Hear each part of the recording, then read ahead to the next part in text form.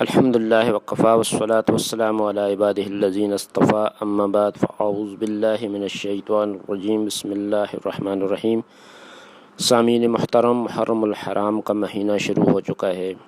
اور یہ اسلامی سال کا پہلا مہینہ ہے۔ تو اسلامی مہینوں کے حوالے سے بعض علاقوں کے اندر کچھ بدعات اور رسومات پائی جا رہی ہیں، اور اکثر و بیشتر لوگ یہ سوالات پوچھتے رہتے ہیں کہ محرم الحرام کے اندر شادی کرنا یہ بہتر ہے یا نہیں ہے، اور اسی طرح شوال یا ذوالقعدہ اور ذوالحجہ اور سفر کے حوالے سے بھی بہت ساری بدعات کا لوگ شکار ہیں۔ یا اسی طرح یہ سوال بھی اکثر آتا رہتا ہے کہ دو عیدوں کے درمیان، یعنی عید الفطر اور عید الاضحیٰ کے درمیان جو مہینے ہیں، ان میں وہ شادی کرنا یا نکاح کرنا یہ جائز ہے یا جائز نہیں ہے۔ تو اس حوالے سے رہنمائی انتہائی ضروری ہے، کیونکہ اس کی وجہ سے لوگوں کے اندر بہت سارے غلط نظریات پیدا ہو چکے ہیں اور بہت ساری بدعات کا لوگ شکار ہیں۔ تو سامعین محترم، عرض یہ ہے کہ یہ قمری اور اسلامی سال اللہ تبارک و تعالیٰ ہی کا ہے، اور اللہ تبارک و تعالیٰ ہی نے اسے بنایا ہے اور مقرر فرمایا ہے۔ جیسا کہ اللہ تبارک و تعالیٰ کا ارشاد ہے کہ ان عدت الشہور عند اللہ 12 شہرا فی کتاب اللہ یوم خلق السماوات والارض منها 4 حرم ذالک الدین القیم۔ یہ سورہ توبہ کی آیت ہے۔ اس میں اللہ رب العزت ارشاد فرماتے ہیں کہ حقیقت یہ ہے کہ اللہ تبارک و تعالیٰ کے نزدیک مہینوں کی تعداد 12 مہینے ہے، جو اللہ کی کتاب یعنی لوح محفوظ کے مطابق اس دن سے نافذ چلی آتی ہے جس دن اللہ تبارک و تعالیٰ نے آسمانوں اور زمین کو پیدا فرمایا تھا۔ ان 12 مہینوں میں سے 4 حرمت والے مہینے ہیں۔ یہی دین کا سیدھا تقاضا ہے، یعنی یہی سیدھا دین ہے کہ اللہ رب العزت نے ان مہینوں کے جو احکامات نازل فرمائے ہیں اور اللہ کے نبی صلی اللہ علیہ وآلہ وسلم نے جو احکامات ان مہینوں کے حوالے سے بتائے ہیں، یہی سیدھا راستہ ہے اور یہی اصل دین ہے۔ اس کے علاوہ لوگوں نے جو اپنی طرف سے اس کے اندر بہت ساری باتیں بنائی ہوئی ہیں کہ اس مہینے میں یہ کام کرنا جائز ہے اور اس مہینے میں یہ کام کرنا جائز نہیں ہے، جس طرح کہ محرم الحرام کے حوالے سے یہ بہت ساری وہ علاقوں کے اندر یہ بدعت پائی جا رہی ہے کہ اس مہینے میں نکاح یا شادی کرنا یہ صحیح نہیں ہے۔ تو میرے دوستو، یہ بالکل غلط ہے اور شریعت کے بالکل خلاف ہے، اور اس کا دین اسلام سے کوئی تعلق نہیں ہے۔ اس آیت سے یہ حقیقت واضح ہوتی ہے کہ اسلامی سال کے جو 12 مہینے ہیں یہ اللہ تبارک و تعالیٰ نے خود مقرر فرمائے ہیں، جس سے اسلامی سال اور اس کے مہینوں کی قدر و قیمت اور اہمیت بخوبی واضح ہو جاتی ہے۔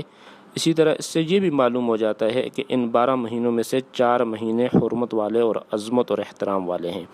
اور ان کو اشہر الحرم کہا جاتا ہے۔ تو یہ اس بات کی دلیل ہے کہ یہ اللہ تبارک و تعالیٰ نے ان مہینوں کو احترام دیا ہے، اور ان میں کسی قسم کی کوئی نحوست یا ان مہینوں کے اندر اپنی طرف سے کسی کام کو ناجائز قرار دینا یہ بالکل شریعت کے خلاف ہے اور سنگین گناہ ہے۔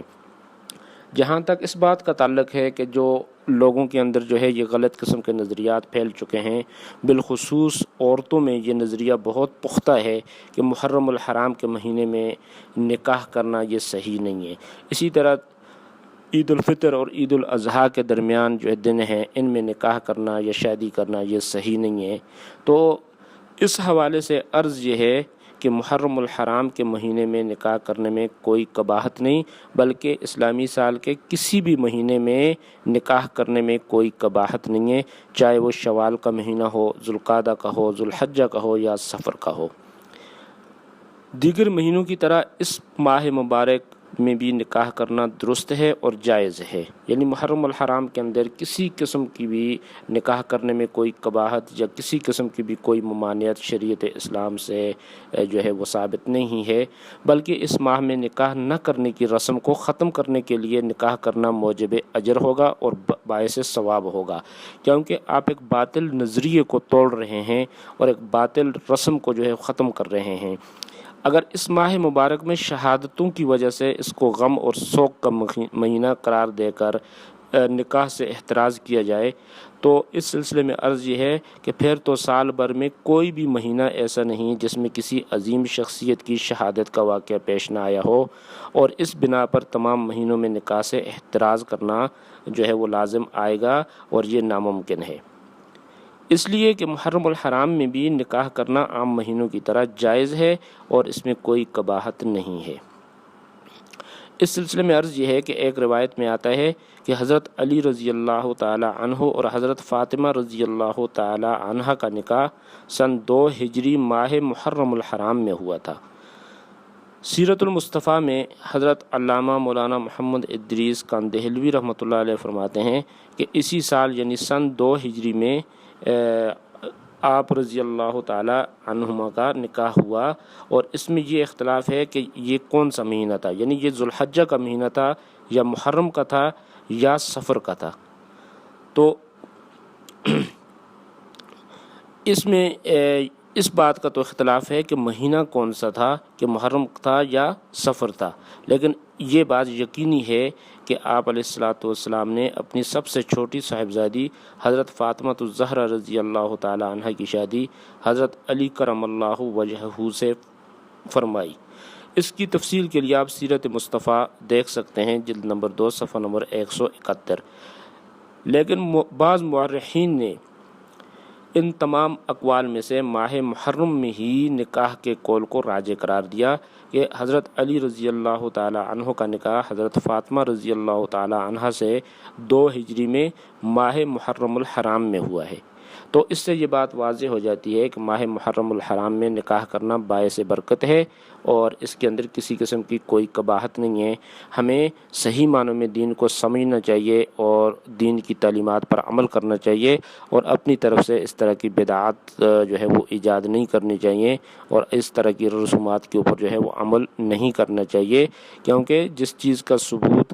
رسول اللہ صلی اللہ علیہ وآلہ وسلم یا آپ کے صحابہ سے نہیں ہے تو اس کو ہم اپنی طرف سے جو ہے وہ دین میں داخل کریں، یہ بہت بڑا سنگین گناہ ہے۔ اور کسی بھی چیز کو حلال قرار دینا یا کسی بھی چیز کو حرام قرار دینا یہ صرف اللہ رب العزت کے اختیار میں ہے، یہ کسی بندے کے اختیار میں نہیں ہے۔ تو مجھے امید ہے کہ آپ کو اس تمام تفصیل سے یہ مسئلہ بہت اچھی طرح جو ہے وہ سمجھ آ گیا ہوگا۔ زندگی رہی تو پھر ملاقات ہوگی، ابھی تک کے لیے اتنا ہی کافی ہے۔